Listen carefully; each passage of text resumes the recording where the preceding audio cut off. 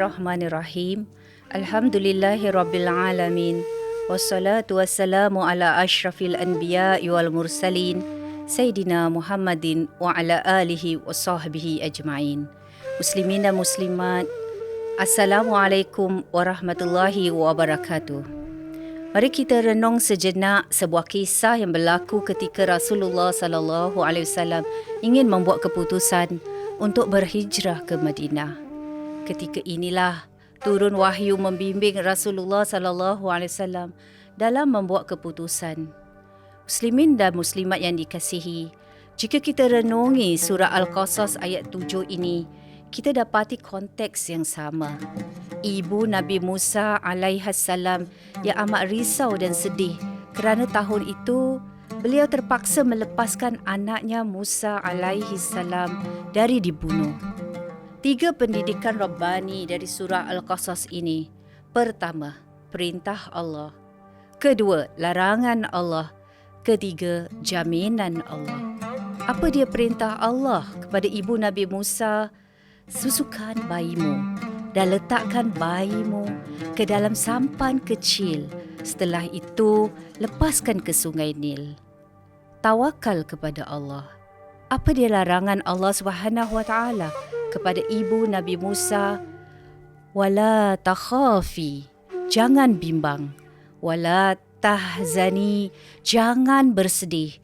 Emosi perlu dikawal. Bertawakal kepada Allah. Jangan terlalu sedih mengenang keputusan dan usaha yang telah diputuskan. Dan jangan terlalu bimbang dengan apa yang bakal berlaku kepada Nabi Musa.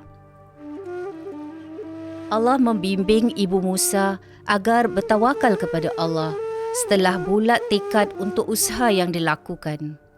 Apakah dia jaminan dan janji Allah kepada ibu Nabi Musa? Anaknya akan dikembalikan dan anaknya akan memperolehi kedudukan istimewa di sisi Allah Subhanahu wa taala. Muslimin dan muslimat yang dihormati, kisah ibu Nabi Musa yang dirakam di dalam surah Al-Qasas ini, ayat ke-7 turun tepat pada masanya. Ia menjadi sumber inspirasi kepada Rasulullah sallallahu alaihi wasallam ketika ingin menentukan keputusan untuk berhijrah.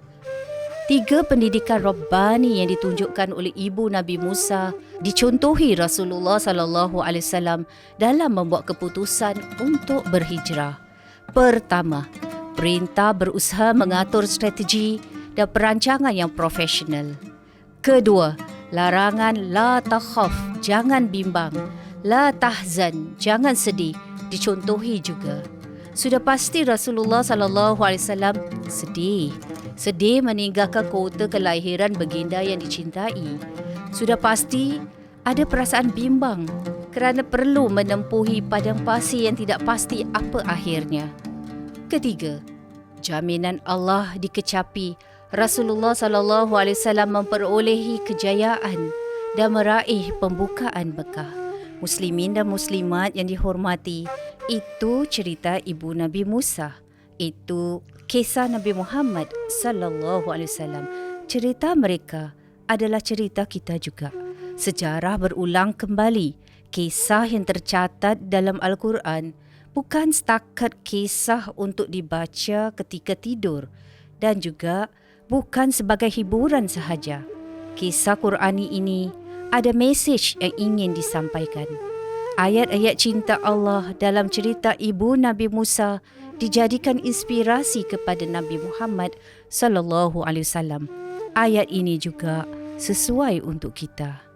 Muslimin dan muslimat yang dihormati, dalam bulan Ramadan ini, mari kita renung sejenak, rasakan apa yang dirasakan ibu Nabi Musa yang sedang dalam dilema nak melepaskan anaknya atau tidak.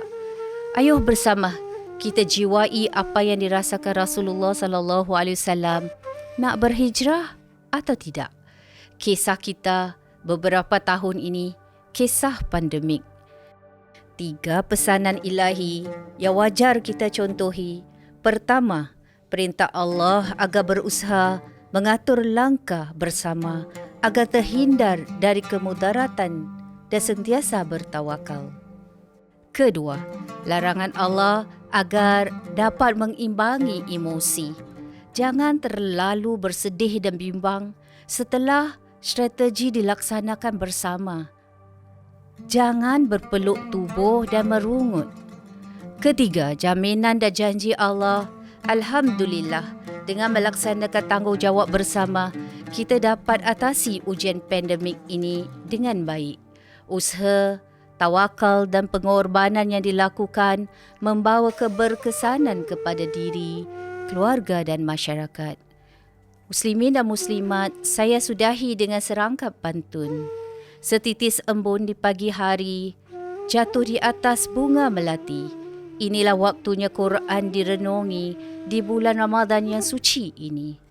Semoga muslimin dan muslimat mendapat keberkatan dan keampunan ilahi di bulan Ramadan ini dan selamat berbuka puasa. Wassalamualaikum warahmatullahi wabarakatuh.